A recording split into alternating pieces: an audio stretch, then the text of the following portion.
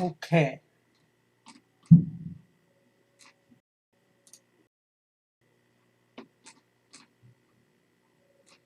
Okay. Let's take a look. See if I got anything here going. Let's see here. It says the health is good. I'm just trying to see if I got everybody. Is there anybody in that sees anything particular? Okay. Use of the live stream here. I'm just trying to see if I got everybody. Okay. So I'm going to just text my girlfriend to see if she can confirm. I do appreciate it. So if not, I will definitely consider actually doing this a regular show. So I'll be just keeping an eye on the comment section. Hopefully it'll stay up to date for me. More stuff to get done, but the bosses are all programmed. I have to put some enemies in Clampman's level, and that includes also Base's level. So Base has actually a level. If you've ever heard the 8-bit rendition of Blackburn, Dead X, this would not be a great idea, because imagine if you want to leave a level, it gets kind of strange.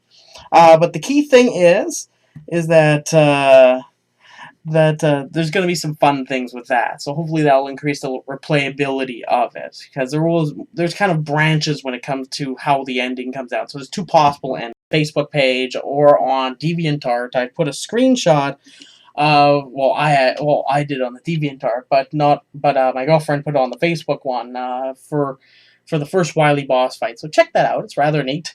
Then I have to just fix up the last boss a little bit, but I can't about almost anything. So let's take a look. Let's take a look here.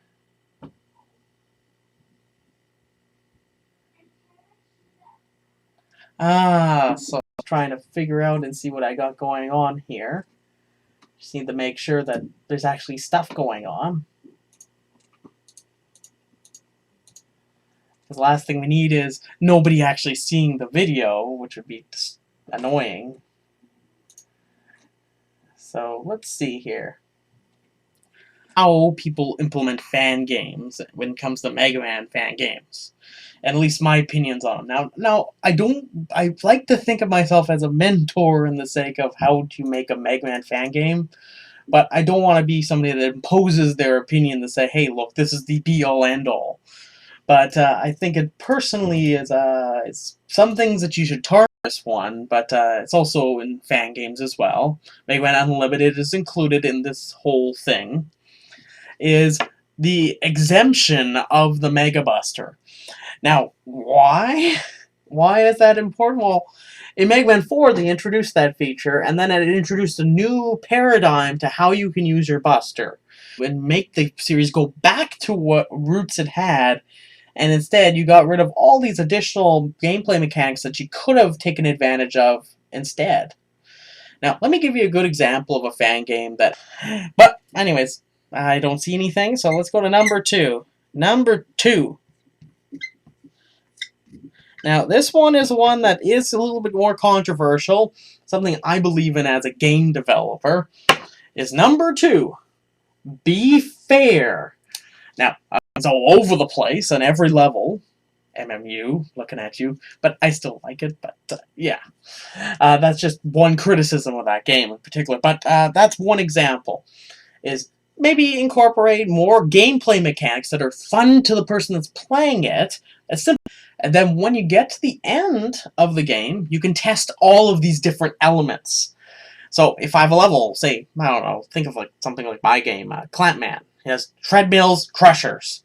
I can test that later on in another level.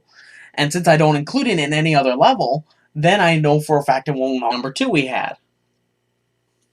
So I can name a couple games that have this problem, is level length. So note that this can be incorporated with point 2, but point 3 is also in there. So if you make a ridiculously long level, has no exact gimmicks with it, and it just kind of keeps friends.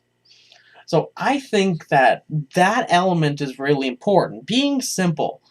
you don't want to, especially with a Mega Man game. The whole point of it is to make it so that it tells a story, but you don't drag it on too long. If you're making a fan game, try to make it stick out a bit more. Introduce mechanics that you don't like from the other games.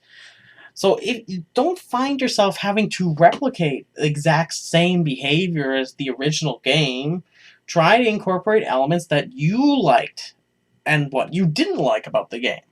So incorporate some awesome music, for example. Maybe storytelling elements. And then go jump right into the game. If you're going to make it a really, really tough game, try to be creative. Introduce new gimmicks, new cruel gimmicks that you may like. So the next thing I wanted to talk about is actually monsters. They're really creative. So I'd highly recommend it. It has an online play on the Wii U. You also can play it with people on 3DSs. So if you have a 3D time into the Zelda series, and some of the equipment was your games. So Wind Waker, highly recommend it. But next, let's talk about Sonic Lost World a little. Amazon came across to Sega and said, hey, look, we wanted some additional options to increase incentive for people to buy that game off of Amazon or after GameStop. It's not to be an actual thing in the actual game, because why would the Knights be anything related to Sonic, aside from just that Sega made them? You get my point. It's just very serious. But they critique it and say, hey, look, we need online play for this game. I say no. There's some games that really... So, seems like there's no comments, but hey, remember, if there's comments, I'll respond to them next time.